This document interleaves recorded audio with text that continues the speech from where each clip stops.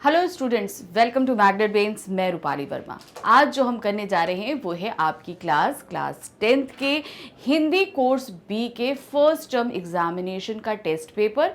और इस test paper का जो टॉपिक है वो है व्याकरण। मतलब व्याकरण में हमारे जो 4 टॉपिक पूछे जा रहे हैं वो सभी इसके अंतर्गत आए हुए हैं। तो ये आपको ध्यान रखना है कि हम इससे पहले रिगार्डिंग हर चैप्टर के अलग अलग टेस्ट पेपर जो है MCQs करवा चुके हैं। तो ये टेस्ट पेपर आपका सिर्फ एक रिवीजन है कि आप फटाफट चीज़ों को रिवाइज कर सकें और आपके लिए बहुत ही इजी हो जाए आपका एग्ज़ाम। लेकिन ध्यान ये रखना है कि जो व्याकरण है, व्याकरण में करते समय हमें हमेशा हर एक एग्जाम्पल को एक एक करके सॉर्ट आउट करना पड़ता है। जैसे कि एक लाइन दे दी है, अब उस लाइन में कौन सा चीज़ सही बैठेगा, कौन सा ऑप्शन सही बैठेगा, इसको कैसे करना है। ये तरीका हम पहले भी समझा चुके हैं, लेकिन आज हम इस टेस्ट पेपर में आपको ये तरीका भी समझाएंगे। तो चलिए शुरू करते हैं अपना ये टेस्ट पेपर। तो जो पहला हमारे पास में शुरू हो रहा है वो है समास। तो हमारे 4 टॉपिक इसके इस टेस्ट पेपर में जो कवर हैं वो है समास, रचना के आधार पे वाक्य के भेद, मुहावरे और पदबंध। ये 4 टॉपिक हमारा इस टेस्ट पेपर में कवर होंगे। तो पहला जो क्वेश्चन आ रहा है ये हमारे पहले के क्वेश्चन समास से लिए गए हैं। समास का शाब्दिक अर्थ क्या होता है? समास जब हम पढ़ते हैं तो कोई एक बड़ी चीज़ होती है, बड़ी लाइंस होती हैं जिनको हम छोटा कर देते हैं। यही हमने पढ़ा था ना। तो ये क्या होता है? संक्षेप करने की विधि। तो यहाँ पर संक्षेप है, विस्तार है, विग्रह है, विच्छेद है। तो यहाँ पर हम किसी शब्द को अलग अलग नहीं करते, उसका विच्छेद नहीं करते, विग्रह नहीं करते और ना ही उसको बढ़ाते हैं, ना उसका हम विस्तार करते हैं। तो यहाँ पर हम क्या करते हैं, किसी भी बड़े जो 2-3 वाक्यों का पदबंध होता है उसको हम क्या कर देते हैं, संक्षेप कर देते हैं। जैसे हम बोलते हैं घर से गमन, तो क्या होगा, ग्रह गमन, ग्रहागमन। तो ये इस तरीके से होता है। तो यहाँ पर क्या होगा, समास का शाब्दिक अर्थ होता है संक्षेप, जहाँ पर हम शब्दों को छोटा कर देते हैं। अब आते हैं क्वेश्चन नंबर 2 पे। क्वेश्चन नंबर 2 हमारा है, निम्न में से कौन सा कर्मधारय समास नहीं है? तो अब कर्मधारय समास करने के लिए सबसे पहले हमें जानना है कि कर्मधारय समास क्या होता है। जहाँ पर विशेषण और विशेष मिलते हैं वहाँ पर हमारा कर्मधारय समास होता है। यानी कि जो 1-2 पद होते हैं, 2 पद होते हैं ना, पूर्व पद उत्तर पद। तो यहाँ पर एक पद विशेषण और एक विशेष्य होता है। तो ये हमको समझ में आ गया। अब हम यहाँ देते हैं चक्रपाणी। तो क्या दिया है, हाथों में पाणी मतलब हाथ और चक्र मतलब आपका जो चक्र घूमने वाला होता है। तो क्या हाथों में चक्र को धारण करने वाला चक्रपाणी हुआ। चतुर्युग्म यानी कि जिसके 4 भाग हों, 4 योग हों, वो चतुर्युग्म बोलता जाता है। श्वेतांबर, श्वेत आंबर यानी कि सफ़ेद है जो वस्त्र, यानी क्या है, सफ़ेद है जो वस्त्र, श्वेतांबर। फिर है माता पिता, माता और पिता। अब आप यहाँ पर विग्रह हमने आपको 4 बता दिए। अब जब 4 आप विग्रह कर लेंगे तो आप देखिए यहाँ पर कहाँ विशेषण और विशेष्य दिया है। तो यहाँ पर विशेषण और विशेष्य क्या दिया है, आप देखेंगे श्वेतांबर में दिया है। अंबर हमारा क्या है, विशेष्य है और उसका विशेषण क्या है कि वो सफ़ेद है। तो यहाँ क्या हुआ, एक पद में हमारा विशेषण और विशेष्य दोनों है। तो श्वेतांबर हमारा क्या है, कर्मधारय समास। तो इसका विग्रह क्या है, सफेद है जो वस्त्र। अब आते हैं क्वेश्चन नंबर 3 पे। क्वेश्चन नंबर 3 है, देवासुर में कौन सा समास होगा? देवासुर, ध्यान से देखिए, देव यानी कि देवता, सुर मतलब राक्षस, ठीक, असुर, देवासुर। तो यहाँ पर कौन सा समास है, देव और सुर। ये आ रहा है ना, देव और सुर। तो क्या आ रहा है, बहुव्रीहि समास, कर्मधारय, तत्पुरुष या आपका द्वंद्व। तो क्या है, देव और सुर। तो क्या होगा, देवा। अब इसका विग्रह आप ध्यान से करिएगा, देखिएगा कैसे आ रहा है, देव आ रहा है, पहला तो देव आया, फिर क्या है, असुर। तो यहाँ पे किसका है, असुर। क्या हुआ, देवासुर। यानी कि ये क्या है, ये विलोम शब्द आ रहे हैं। शब्द ध्यान दीजिए, क्या है, विलोम शब्द हैं। और जहाँ पे विपरीतार्थक शब्द रहते हैं मगर दोनों ही पद जो है प्रधान होते हैं, तो वो क्या कहलाता है, द्वंद्व समास कहलाता है। और ऐसी जगह पे हम क्या लगा देते हैं, और लगा देते हैं। कौन सा लगाते हैं? और। देव और असुर। तो देखते हैं क्या होगा हमारा ये द्वंद्व समास, क्योंकि आप देखिए आप विग्रह करोगे इस तरीके से कई आएंगे आपके पास में। अब है क्वेश्चन नंबर 4। क्वेश्चन नंबर 4 है चौराहा में कौन सा समास है? चौराहा, तो सबसे पहले इसका विग्रह करो, चार राहों का समूह, ठीक है, या जहां चार राहें आके मिलती हैं। चौराहा तो वही होता है, गोल सा एक सर्कल होता है जहां से एक इधर से रास्ता है, एक इधर से रास्ता है, एक इधर से रास्ता है, एक इधर रास्ता है, आके यहाँ पे मिल जाता है, तो ये कहलाता है हमारा चौराहा। तो यहाँ पे हम क्या बोलेंगे? चार राहों का समूह। तो यहाँ पर आप देख रहे हैं चौ और राहा, प्रथम पद क्या है? संख्यावाची है। प्रथम पद हमारा क्या आ रहा है? संख्यावाची। जहां पर प्रथम पद संख्यावाची हो वहां पे कौन सा समास होता है हमारा? द्विगु समास होता है। जहां पर चार प्रथम पद, जैसे अभी हम बोलेंगे 9 ग्रह, तो 9 ग्रहों का समूह हो जाएगा। पंचवटी, 5 वटियों का समूह, इस तरीके से आता है ना। तो यहाँ पर जहाँ पर प्रथम पद हमारा संख्यावाची हो वो कहलाता है द्विगु समास। अब है क्वेश्चन नंबर 5। क्वेश्चन नंबर 5 है विशेषण और विशेष्य के योग से कौन सा समास बनता है? अभी हमने पहला जो समास किया था विशेषण और विशेष, श्वेतांबर, ठीक है। तो एक विशेषण था एक विशेषता, तो उन दोनों से कौन सा समास बना था हमारा? कर्मधारय समास बना था। जहां विशेषण और विशेष दोनों हुई वो क्या कहलाते हैं? कर्मधारय समास कहलाते हैं। क्वेश्चन नंबर है 6, किसमें सही सामासिक पद है? अब आपको देखना है कि ये जो 4 ऑप्शन दिए हैं इसमें समास कौन सा है, अब आपको ये देखना है, ठीक है। तो चलिए देखना शुरू करते हैं। पहला है पुरुष धनवी, तो अब आप अगर देखोगे इसका विग्रह करोगे यानी कि धनवी पुरुष, धना, तो यहां पर आप इसमें कोई भी समास नहीं है, तो यहां क्या आ रहा है? गलत हो गया। दिवा रात्रि, दिवा मतलब दिन और रात्रि मतलब रात, तो ये क्या है? आपके विलोम शब्द हैं, विपरीतार्थक शब्द आ रहे हैं, तो इसमें समास बनेगा दिवा रात्रि, दिन और रात, दिवस और रात, रात्रि ऐसे आएगा, ठीक है। ये तो हमारा समास बन रहा है, तो इसको हम सही करते हैं। क्या है? त्रिलोकी, तो यहाँ पर क्या है? त्रिलोकी। अगर त्रिलोक होता तो समास होता, मगर त्रिलोकी समास नहीं होगा। क्यों नहीं होगा? देखिए त्रिलोकी कौन होता है? जो तीनों लोकों में वास करे, लेकिन इससे कोई समास नहीं बन रहा है। अगर त्रिलोक बोलते तो यहाँ पर ये नहीं होता, तीन लोक, तीन लोगों का समूह, ऐसा नहीं कहलाता, तो ये हमारा समास नहीं होगा, ठीक है। त्रिलोकी मतलब जो तीनों लोकों में वास करे। मंत्री परिषद, मंत्रियों का परिषद, तो यहाँ पर तो नहीं है, यहाँ पर भी नहीं आ रहा है हमारा, तो ये भी हमारा नहीं आएगा। तो सही हमारा कहाँ है? दिवा रात्रि, ये हमारा समास होगा। क्वेश्चन नंबर है 7 में क्या दिया गया है? अव्यय भाव समास का एक उदाहरण यथाशक्ति का सही विग्रह होगा। सबसे पहले जो शब्द आ रहा है यथाशक्ति, तो जब हम यथाशक्ति शब्द को देखते हैं तो जैसे यथा शब्द है जहां पर प्रथम पद अव्यय होता है। अब अव्यय क्या होता है? जो पद कभी भी किसी भी सिचुएशन में चेंज नहीं होते हैं, चाहे लिंग बदले, चाहे वचन बदले, उसमें चाहे काल बदले, चाहे क्रिया में फर्क आए, किसी भी सिचुएशन में जो शब्द कभी नहीं बदलते वो हमारे कहलाते हैं अव्यय। तो अब आपका जो ये यथा शब्द है, यथा शब्द किसी भी सिचुएशन में नहीं बदलेगा, चाहे आप लिंग बदल लो, कारक बदल लो, वचन बदल लो, काल बदल लो, कुछ भी बदल लीजिए आप, लेकिन यथा शब्द किसी भी कंडीशन में नहीं बदलेगा, वो यथा का यथा ही रहेगा। तो ये हो गया आपका, पहले हमने समझा दिया कि अव्यय भाव समास क्या होता है। अब आपको बताना है कि अव्यय भाव समास का इसमें सही अंतर, सही जो है अनुवाद वो सही है, विग्रह जो सही है। तो यहाँ पर यथा शब्द का क्या मतलब होता है? अनुसार।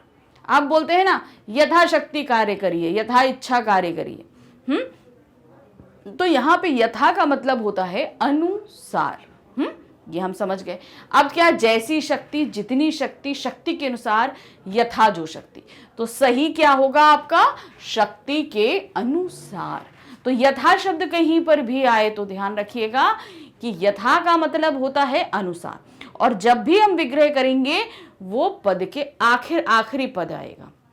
जो पूर्व पद होता है वो उत्तर पद बन जाता है, जो उत्तर पद होता है वो पूर्व पद बन जाता है जब हम विग्रह करते हैं। ये देखिए आप यहाँ पर यथाकारवत अनुसार नीचे आ गया, ये आपको ध्यान रखना है। ये अब है क्वेश्चन नंबर 8 में क्या है, गुणहीन में कौन सा समास है? गुणहीन क्या है? गुणों से हीन। विग्रह करिए, जब समास पता करना है तो पहले हमें क्या करना पड़ेगा? विग्रह करना पड़ेगा। तो क्या आया? गुणों से हीन। अब जब से लग रहा है तो से जहां पर लगता है वो कहां पर होता है? वो हमारा हो जाता है तत्पुरुष समास। क्यों? क्योंकि से हमारा कारक है और कारक वाले समास हमारे कौन से होते हैं? तत्पुरुष समास होते हैं। तो सही हमारा क्या होगा? तत्पुरुष समास। गुणहीन कौन सा समास है? तत्पुरुष समास है। अब है क्वेश्चन नंबर 9 है, तत्पुरुष समास के कितने भेद होते हैं? हम लोगों ने देखा था, पढ़ा था कि तत्पुरुष समास के हमारे कितने भेद होते हैं? 6 भेद होते हैं। 6 भेद किसके अनुसार होते हैं? कारक के अनुसार होते हैं। जैसे हम लोग पढ़ते हैं ना, कर्ता कारक, कर्म कारक, करण कारक, संप्रदान कारक, अपादान कारक, ये पढ़ते हैं ना। तो इसी के आधार पर हमारे तत्पुरुष समास भी होते हैं। कौन कौन से? कर्म तत्पुरुष समास, करण तत्पुरुष समास, संप्रदान तत्पुरुष समास, अपदान तत्पुरुष समास, संबंध तत्पुरुष समास, अधिकरण तत्पुरुष समास। तो ये 6 हमारे तत्पुरुष समास के भेद होते हैं। क्वेश्चन नंबर 10 में क्या दिया गया है? समास के कितने भेद होते हैं? जो समास हमने पढ़े तो समास के कितने भेद होते हैं? समास के भी 6 भेद होते हैं। कौन कौन से होते हैं? अव्यय भाव समास, कर्मधारय समास, तत्पुरुष समास, द्विगु समास, द्वंद्व समास और बहुव्रीहि समास। ये 6 हमारे किसके भेद होते हैं? समास के भेद होते हैं। क्वेश्चन नंबर 11 में क्या है? जिस समास में उत्तरखंड प्रधान हो वह समास क्या कहलाता है?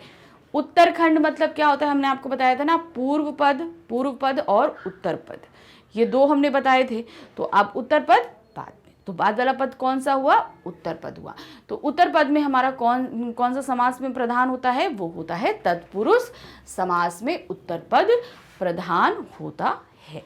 ये हमेशा ध्यान रखना। उत्तर, जब आप समास के डेफिनेशंस जो हमने लिखवाई थी, अगर आप उनको देखेंगे तो उसमें सभी पदों के बारे में दिया रहेगा, कहां पर कौन सा पद प्रधान होता है।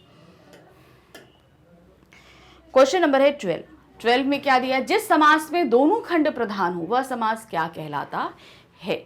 जहां पर दोनों खंड मतलब पद, दोनों ही पद समान हो, तो वो हमारे किस कंडीशन में आते हैं? उस समास में जहां पर हमारे विपरीतार्थक पदों को हम इस्तेमाल करते हैं। जैसे माता पिता, माता और पिता, नर नारी, दिवा रात्रि, देवा सुर। तो इस तरीके से जो होते हैं इनमें दोनों ही पद प्रधान होते हैं।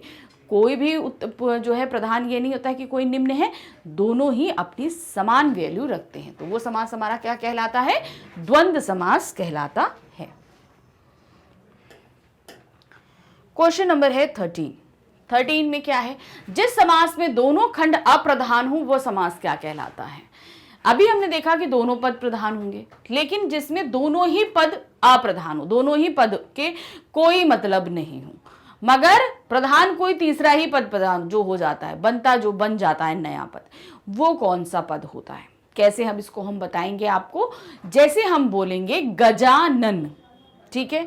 तो अब हम यहां पर क्या बोलेंगे? देखिए यहां पर इसको लिख के दिखाती हूं मैं, क्या है? गजानन। तो अगर हम इसका विग्रह करेंगे, अगर हम इसका विग्रह करते हैं तो इसके 2 पद हैं, एक गज और आनन, ठीक है? एक पद हमारा क्या है? गज, और दूसरा पद है आनन। आनन का मतलब क्या होता है? मुख, और गज का मतलब होता है हाथी। तो अगर इसका विग्रह हम करेंगे तो क्या बनेगा इसका विग्रह? गज के समान आनन। आनन मतलब मुख है जिसका अर्थात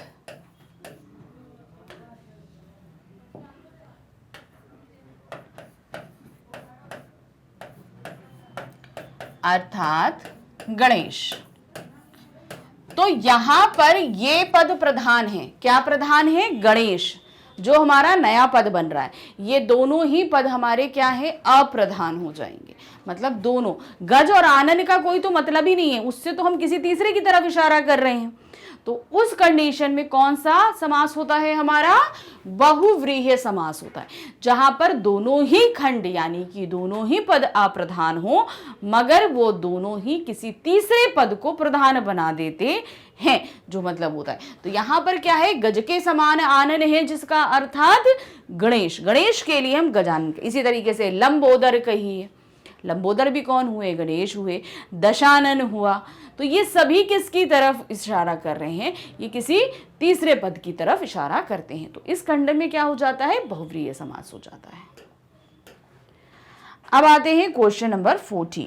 क्वेश्चन नंबर 14 में हमारे पास में क्या दिया गया है? श्रीधर के 4 पुत्र थे। क्रियापद। अब यहां से हमारा क्या है? पदबंध शुरू हो रहा है। क्या शुरू हो रहा है? पदबंध। समास हमने देख लिया, अब पदबंध को देखते हैं। क्या दिया? श्रीधर के 4 पुत्र थे।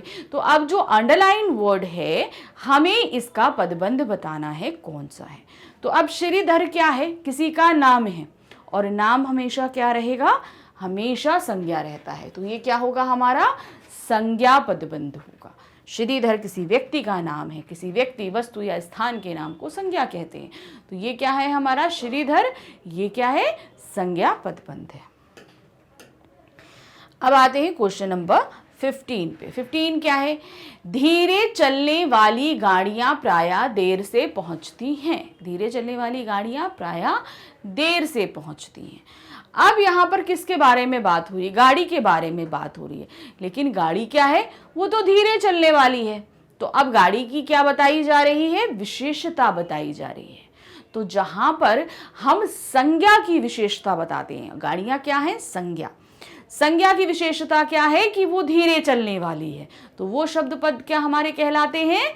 विशेषण। तो ये हमारा क्या होगा? विशेषण पदबंध, क्योंकि ये हमारा संज्ञा है और संज्ञा की विशेषता क्या बता रहा है? धीरे चलने वाली। तो ये हमारा क्या कहलाएगा? विशेषण पदबंध।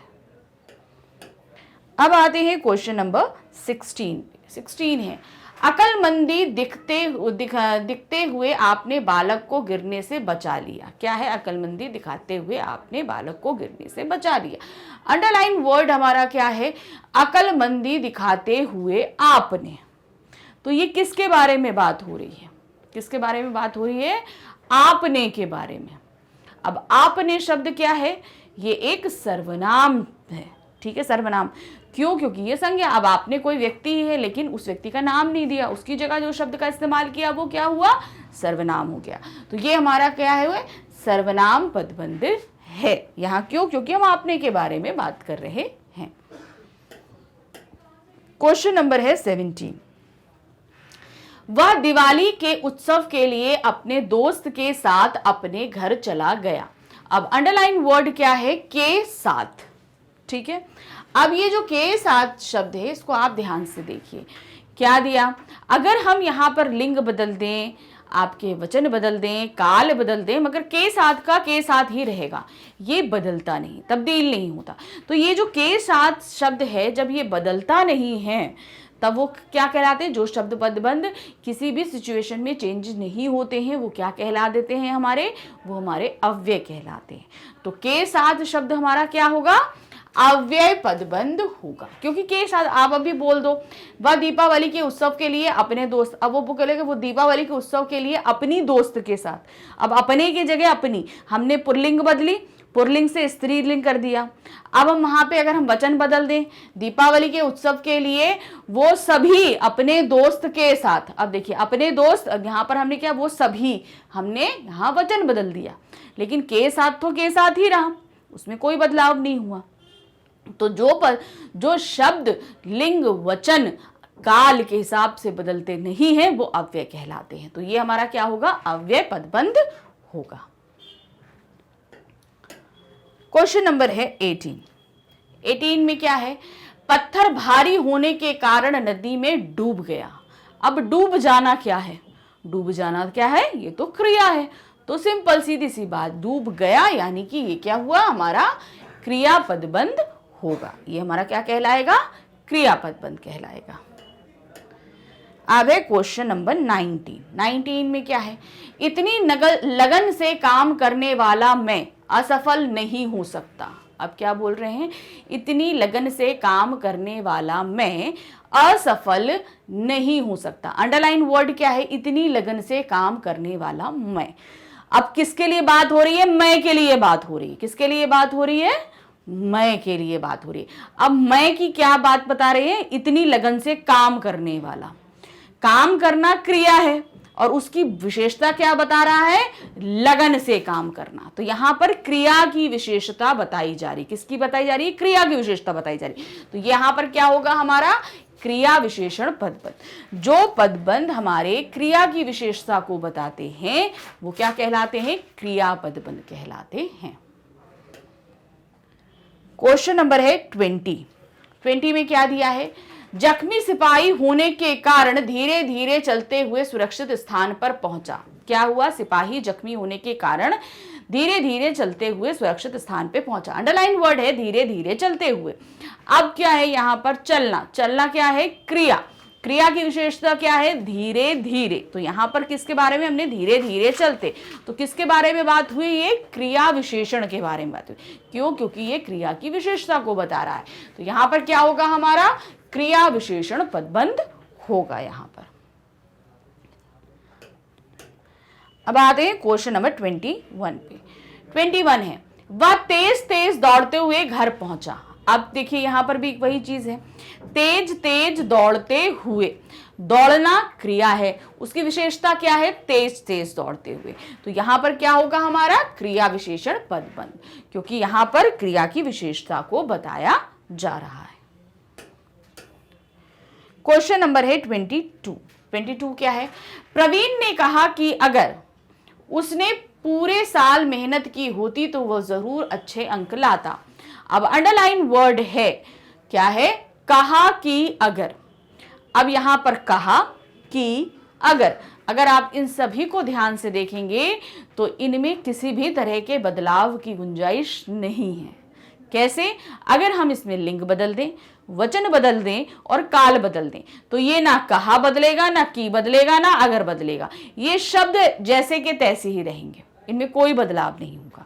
तो जहां पर बदलाव नहीं होता वो पदबंध हमारे क्या कहलाते हैं, अव्यय पदबंध कहलाते हैं, जिनमें किसी भी तरह का बदलाव नहीं होता।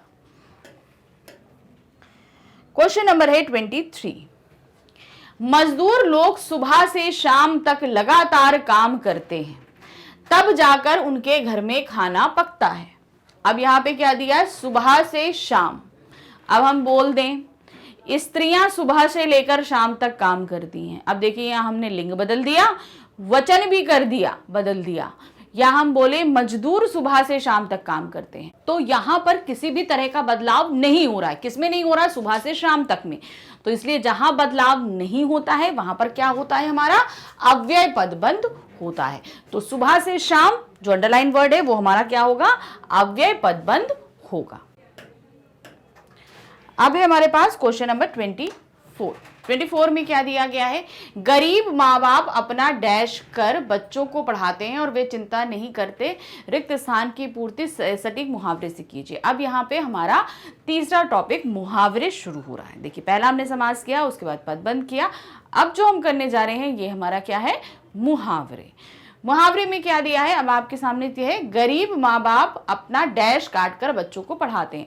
तो डैश की जगह हमें सही मुहावरा भरना है। सही मुहावरा क्या होगा, गला काट, पेट काट, खून बहा या मन लगा। तो क्या होता है, पेट काट कर बच्चों को पढ़ाते हैं। सही क्या होगा, पेट काट कर बच्चों को। यहाँ तो लिटरली पेट काटना नहीं है, मतलब अपनी जरूरतों को पूर्ति नहीं करते माँ बाप, जिससे बच्चों की पढ़ाई अच्छे से हो सके। तो पेट काटने का तात्पर्य यहाँ पर होता है। अब आते हैं क्वेश्चन नंबर 25 पे। 25 क्या है, युवकों को डैश पर ही विवाह करना चाहिए। डैश पर ही विवाह करना चाहिए। अब यहाँ पर कब विवाह करना चाहिए, अब आप मुहावरे इसमें डालना है। अपने पैरों पर खड़ा हो जाना, ठनक जाना, चकरा जाना, आग बबूला हो जाना। तो क्या होगा, युवाओं को अपने पैरों पर खड़े हो जाने पर ही विवाह करना चाहिए। तो अपने पैरों पर खड़े हो जाने का तात्पर्य मतलब क्या है, जब वो कमाने लगे। यानी कि जब वो पैसे कमाने लगे अपने साथ साथ अपनी आने वाली जो पत्नी होती है उसका भी जब भरण पोषण करने के लायक हो जाए तब विवाह करना चाहिए। तो क्या होगा इसका सही मुहावरा? अपने पैरों पर खड़े हो जाना। अब आते हैं क्वेश्चन नंबर 26। 26 क्या है? जनाब जरा होशियारी से काम लें, यह डैश जाती रहेगी, रिक्त स्थान की पूर्ति सही मुहावरे से कीजिए। तो यहां पर क्या है, क्या ऑप्शन दिया है? 2 दिन की हुकूमत, 4 दिन की हुकूमत, 2.5 दिन की हुकूमत, 1 दिन की हुकूमत। तो यहां पर क्या होगा? 2.5 दिन की हुकूमत। 2.5 दिन की हुकूमत का मतलब क्या होता है कि ज्यादा दिन ना टिकने वाली कोई सरकार हो, किसी का भी सत्ता हो जो ज्यादा दिन तक ना टिके। तो क्या है? जनाब जरा होशियारी से काम ले, ये 2.5 दिन की हुकूमत जाती रहेगी। क्वेश्चन नंबर है 27। 27 में क्या है? रामू मात्र 8वीं पास है, फिर भी उसकी सरकारी नौकरी लग गई, इसी को कहते हैं डैश, उपयुक्त मुहावरे से इसका रिक्त स्थान की पूर्ति कीजिए। तो यहां पर क्या होगा? क्या बोला उन्होंने? रामू मात्र 8वीं पास है फिर भी उसकी नौकरी लग गई, इसी को कहते हैं। अब इसको क्या कहते हैं? धोखा हो जाना, किस्मत चमकना, अंधे के हाथ बटेर लगना, आग बबूला हो जाना। तो अब देखिए, अंधे के हाथ बटेर लगने का मतलब ज्यादा जिसके अंदर हुनर नहीं हो तब भी उसे काफी अच्छी चीज मिल जाए। तो यहां पर क्या होगा? अंधे के हाथ बटेर लगना, क्योंकि वो ज्यादा पढ़ा लिखा नहीं था तब भी उसकी अच्छी नौकरी लग गई, इसलिए बोला गया अंधे के हाथ बटेर लगना। क्वेश्चन नंबर है 28। 28 में क्या है? राघव तो जुआरियों के पास केवल खड़ा हुआ था। क्या था? राघव तो केवल जुआरियों के पास खड़ा हुआ था, पुलिस उसे भी पकड़ कर ले गई, इसे कहते हैं। अब वो क्या था? जुआरियों के पास खड़ा था और पुलिस उसको पकड़ कर ले गई, इसको क्या कहते हैं? अंधों में काना राजा, आटे के साथ घुन पिसना, अपने पैर पर कुल्हाड़ी मारना या पैरों पर खड़ा होना। तो सही क्या होगा यहां पर? आटे के साथ घुन पिसना, यानी कि जुआरी को तो ले जाना था, ये बेचारा कुछ भी नहीं कर रहा था, इसके साथ वो भी पिस गया। तो ये क्या हुआ? आटे के साथ घुन का पिसना, मतलब बेकसूर को भी सजा हो जाना। क्वेश्चन नंबर है 29। 29 है, अध्यापक की मदद से राजू गणित में तो पास हो गया, परंतु विज्ञान में उसकी कंपार्टमेंट आ गई, इसी को कहते हैं। अब क्या हुआ? राजू गणित में तो पास हो गया मगर विज्ञान में कंपार्टमेंट आ गई, तो इसे क्या कहेंगे हम? आसमान से गिरे खजूर में अटके, आटे दाल के भाव पता चलना, किस्मत फूटना या आग बबूला होना। तो इसने क्या बोला? आसमान से गिरना यानी गणित में पास हो जाना, और खजूर में अटक जाना मतलब विज्ञान में कंपार्टमेंट का आना। तो इसे कहते हैं आसमान से गिरे और खजूर में अटके। क्वेश्चन नंबर है 30। 30 में क्या दिया है? उस भिखारी को मैंने 10 रुपए दिए तो वह 20 रुपए और मांगने लगा, तब मैंने उससे कहा, अरे भाई तुम तो डैश रहे हो। अब क्या है? पहले उसको हमने थोड़ा पैसा दिया 10 रुपए, अब वो और भी मांगने लगा। तो इसको क्या हुआ?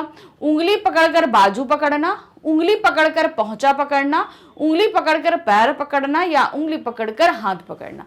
तो सही मुहावरा क्या है? उंगली पकड़कर पहुंचा पकड़ना, कि मैंने तुमको जरा सी चीज दी और तुम और ज्यादा पर काबिज होने लगे कि तुमको और चाहिए। क्वेश्चन नंबर है 31। 31 में है, कांच की चीजें बहुत संभाल कर रखनी पड़ती हैं, क्योंकि कांच की चीजें डैश की तरह होती हैं। कांच की चीजें किसकी तरह होती हैं? इसके लिए कौन सा मुहावरा सही आएगा? अब यहां पर क्या है? नाजुक चीज के लिए होता है। ओस के मोती, सीपी के मोती, समुद्र के मोती या पानी के बुलबुले। तो किसके समान होते हैं?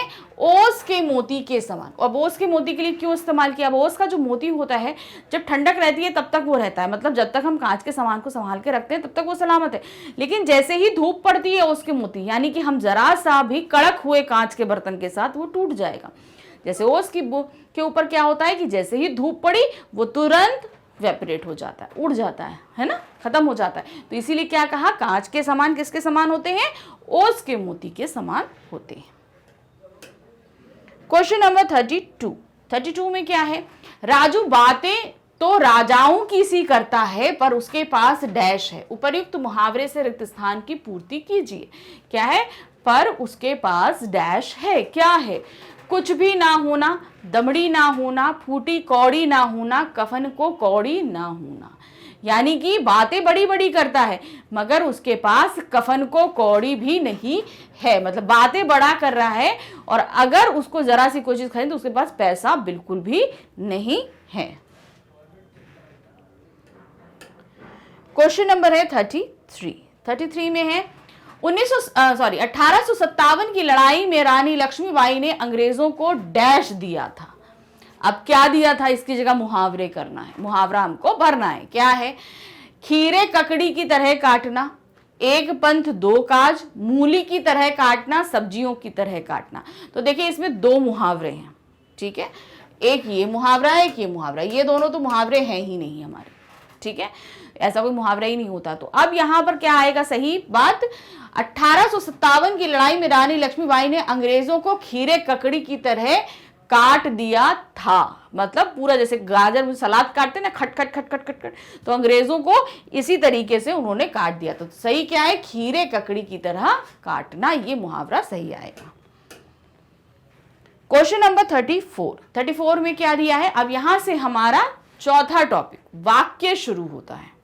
वाक्य हमारा व्याकरण का चौथा टॉपिक है, तो वहां से ये हमारा शुरू हो रहा है। क्या है, शब्दों के सार्थक व्यवस्थित समूह को क्या कहते हैं। अब शब्द का सार्थक मतलब उनको हम सही तरीके से लगाएं तो अर्थ निकलेगा, व्यवस्थित सही तरीके से लगाना, यानी कि शब्दों को सही तरीके से लगाकर उसका अर्थ निकलने वाला समूह हमारा क्या कहलाता है, शब्द, ध्वनि, वाक्य या अक्षर, तो वो कहलाता है वाक्य। शब्दों के सार्थक व्यवस्थित समूह को हम क्या कहते हैं, वाक्य कहते हैं।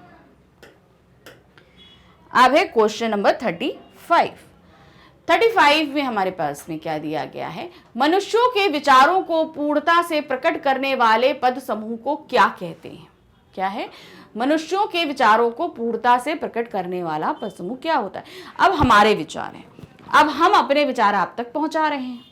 अब अपने विचार जब हम आप तक पहुंचाते हैं तो हम किसके माध्यम से पहुंचा रहे हैं, शब्द हैं, शब्दों का एक समूह है, समूह, उस समूह को हम आप तक पहुंचा रहे हैं। अब वो शब्दों का समूह क्या कहलाएगा हमारा, शब्द, ध्वनि, वाक्य, अक्षर, तो वो हमारा क्या कहलाएगा, वाक्य। मनुष्यों के विचारों को पूर्णतः प्रकट करने वाले पद समूह को वाक्य कहते हैं। जैसे अब मुझे बोल दें मुझे बहुत तेज भूख लगी है, अब यहाँ पे कितने सारे पद समूह थे, अब मेरे मन की बात आप तक पहुंच गई कि हाँ भूख लगी है, भूख लगी है ना, तो ये बात क्या हुई, मैंने अपने मन के विचार आप तक पहुंचा दिए। अब मुझे भूख लगी तो मैं किसी मम्मी के पास, मम्मी मुझे भूख लगी है, तो यार शॉपकीपर भैया मुझे क्या कहते हैं, मुझे एक जल्दी से क्या कहते हैं सैंडविच दे दो, मैंने बोलूंगी।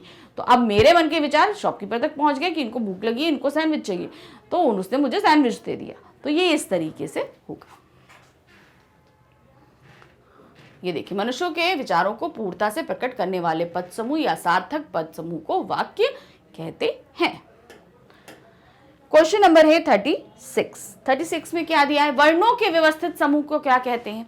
अभी हमने देखा शब्दों के व्यवस्थित समूह को, अब वर्ण यानी का, खा, गा, घा, ये जो हमारे वर्ण होते हैं, इनके व्यवस्थित समूह को क्या कहते हैं। अब जाहिर सी बात है, शब्दों, वर्णों के जो व्यवस्थित समूह होते हैं उनसे क्या बनता है, हमारा शब्द बनते हैं। क्या बनता है, शब्द बनते हैं। उन्हीं शब्दों को हम किस में यूज करते हैं, वाक्य में यूज करते हैं। वर्णों के व्यवस्थित समूह को शब्द कहते हैं। क्वेश्चन नंबर 37 है, वाक्य के उस भाग को जिसमें एक से अधिक पद परस्पर संबद्ध होकर अर्थ तो देते हैं किंतु पूरा अर्थ देते उन्हें क्या कहा जाता है। कहने का मतलब है कई शब्द एक साथ बनते हैं, वो कुछ अर्थ तो देते हैं मगर पूरा अर्थ नहीं देते हैं, तो वो क्या कहलाते हैं। पदबंध या वाक्यांश, वाक्य या वाक्यांश, शब्द या वाक्यांश, वर्ण या आपका पदबंध। तो सही क्या है, पदबंध या वाक्यांश। अब क्या होता है, इसमें 3-4 शब्द जुड़े होते हैं, ये कुछ अर्थ तो देते हैं मगर वाक्य के पूरे अर्थ को नहीं देते। जैसे हम यहां पर बोल दें सैंडविच, हमने क्या, 2 सैंडविच दिया। अब ये क्या है, आपको अर्थ तो बता रहे हैं मगर पूरे अर्थ को नहीं बता रहे हैं कि 2 सैंडविच हैं, ये समझ में आ रहा है, लेकिन अब पूरा क्या है, हम शॉपकीपर से कह रहे हैं मुझे 2 सैंडविच दे दो।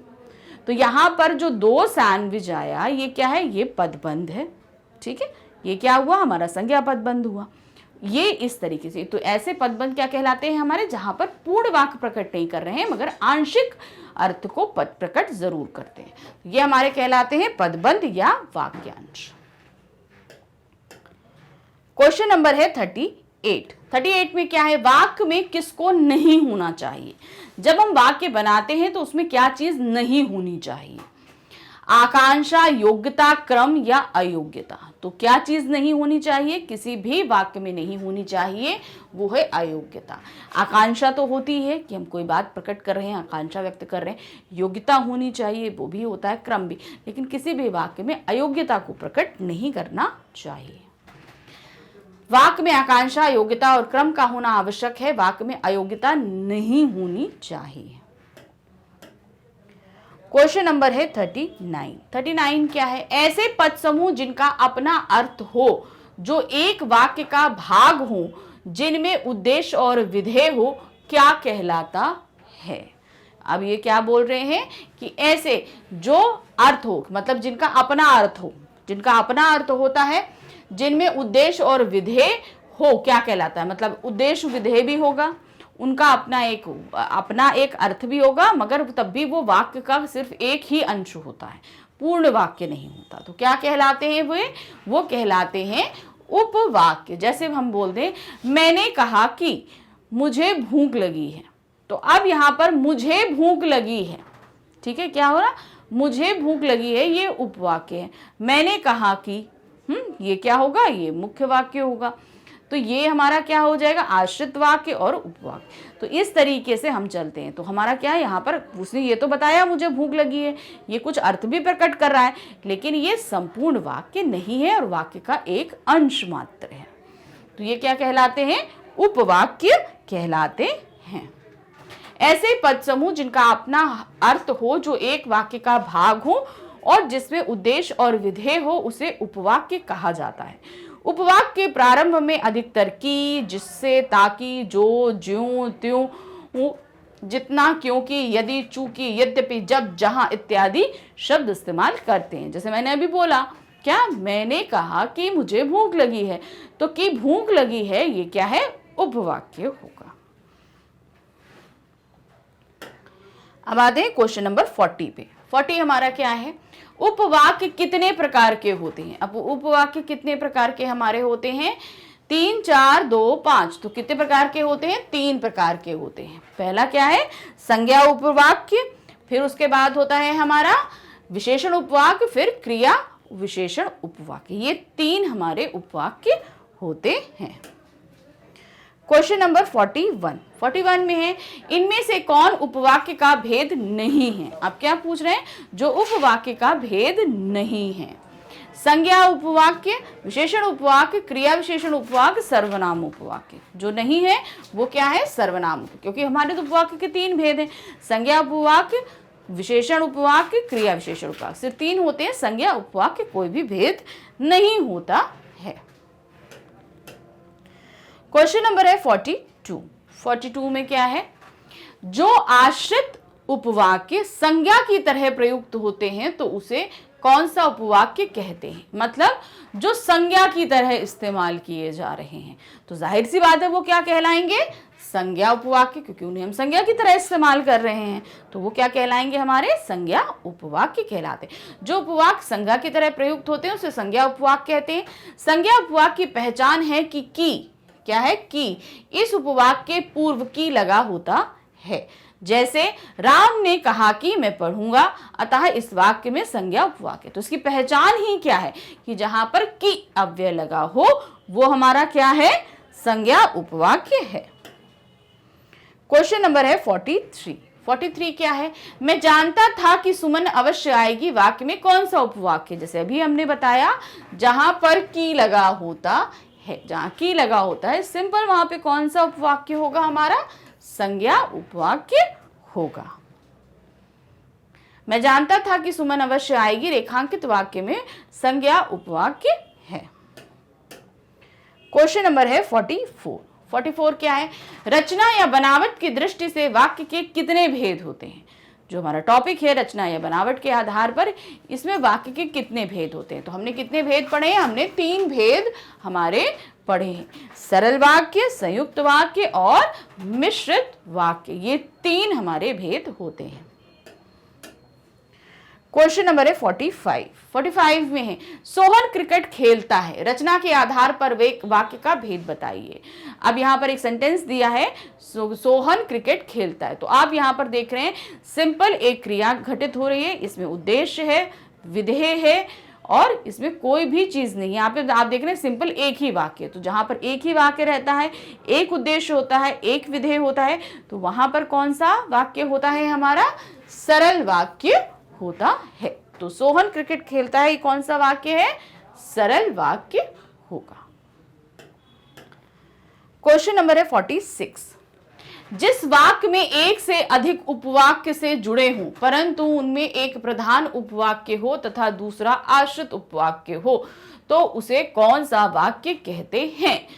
तो इतना लंबा आपको समझने की जरूरत नहीं है, सिंपल से जी उपवाक्य भेद किसके हैं? मिश्र वाक्य भेद होते हैं।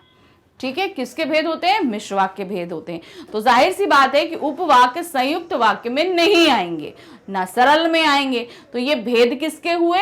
मिश्र वाक्य, जहां पर कई उपवाक्य हो, एक प्रधान उपवाक्य हो, दूसरा आश्रित उपवाक्य हो, तो ये कौन सा वाक्य होगा? हमारा मिश्र वाक्य, क्योंकि उपवाक्य तो सिर्फ एक ही वाक्य में होते हैं और वो होता है मिश्र वाक्य। ना संयुक्त में उपवाक्य होते हैं और ना ही सरल में होते हैं। देखिए यहाँ पे दिया है, मिश्र वाक्य में आश्रित उपवाक्य प्रधान उपवाक्य पर निर्भर होते हैं।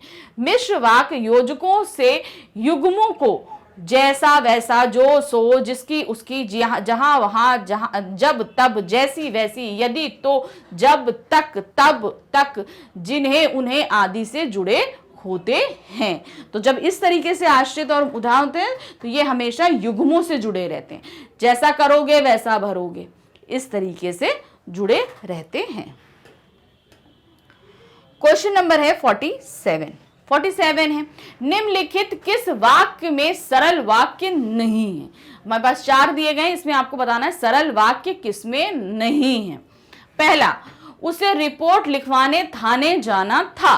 तो आप यहां पर देख रहे हैं सिंपल एक सेंटेंस है, एक क्रिया है और एक ही क्रिया संपन्न हो रही है, एक उद्देश्य है उसे और विधेय है उसे रिपोर्ट लिखाने। तो यहां पर ये सरल वाक्य, मैं पूजा करने मंदिर गया, ये भी एक सरल वाक्य में ही आप देख रहे हैं, एक ही क्रिया संपन्न हो रही है, उद्देश्य है, विधेय है।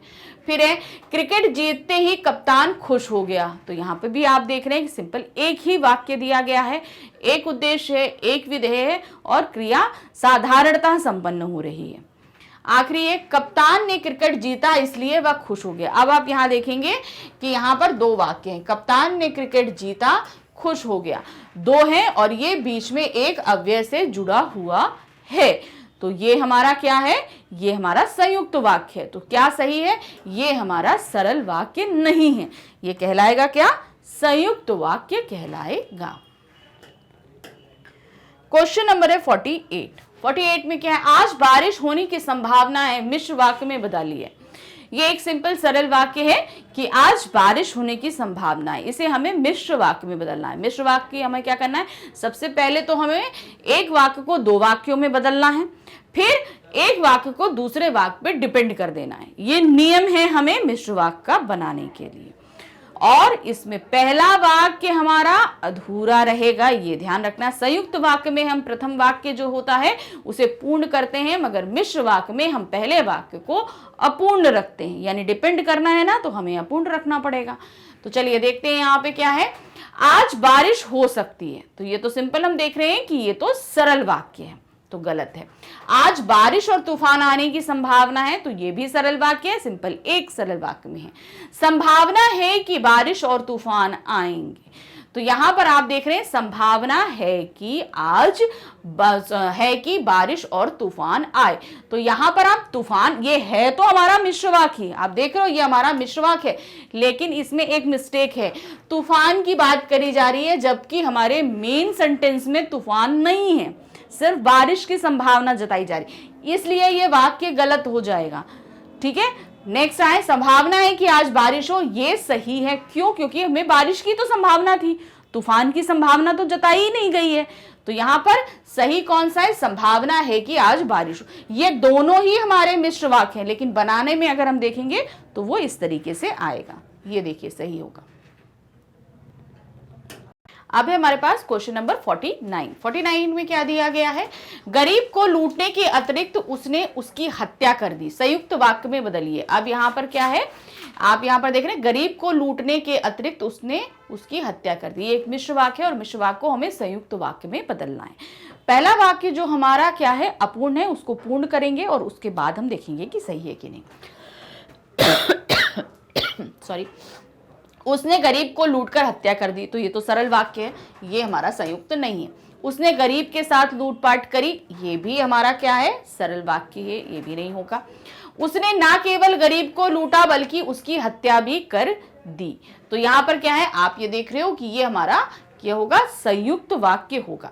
उसने ना केवल गरीब को लूटा बल्कि उसकी हत्या भी कर दी, तो ये हमारा क्या आया, यहाँ पर संयुक्त वाक्य आएगा। सही, उसने ना केवल गरीब को लूटा बल्कि उसकी हत्या भी कर दी।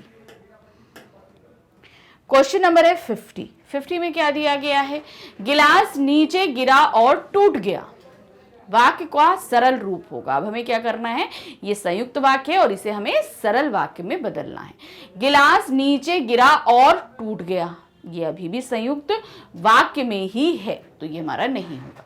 गिलास नीचे गिरकर टूट गया, ये हमारा सरल वाक्य है, लेकिन तब भी आगे गिलास नीचे गिरते ही टूट गया, तो यहाँ पर आप देख रहे हो नीचे गिरते ही टूट गया, ये हमारा किस में है, मिश्र वाक्य में है, ये गलत है। जैसे ही गिलास नीचे गिरा वैसे टूट गया, ये भी हमारा मिश्र वाक्य में, तो सही हमारा क्या है, सेकेंड वाला, गिलास नीचे गिरकर टूट गया, ये हमारा सही वाक्य। तो यहाँ पर हमने अपने व्याकरण के 50 MCQs का जो टेस्ट पेपर था वो किया। हमने इसमें सभी टॉपिक्स लिए हैं। आप व्याकरण के किसी भी टॉपिक को समझना चाहते हैं तो उसके लिए आपको आना होगा हमारे चैनल magdasbrain.com पे। जब आप यहाँ पर आएंगे तो आप यहाँ पर देखोगे क्या कि सभी क्लासेस अवेलेबल हैं आपके। आप हैं क्लास 10th में, आप क्लास 10th जैसे ही क्लिक करेंगे, क्लिक करते ही आपके सामने 10th में जितने भी सब्जेक्ट्स पढ़ाए गए हैं सभी आपके सामने होंगे। तो अब ये हमने जो ग्रामर पोर्शन पढ़ा ये कहाँ आएगा, हिंदी ग्रामर में। इसको क्लिक करते ही हमारे सामने ग्रामर का जितना पोर्शन है वो सामने आ जाएगा। तो ग्रामर में आप जो भी टॉपिक समझना चाहते हैं उसे क्लिक करेंगे, आपके सामने वो आ जाएगा। उसके वीडियो स्टार्ट हो जाएंगे। वीडियो स्टार्ट होते ही आप अपने सभी डाउट्स को क्लियर कीजिए, लेकिन साथ ही हमारे चैनल को लाइक, सब्सक्राइब और शेयर करना बिल्कुल नहीं भूलिएगा। Thank you for watching, bye bye.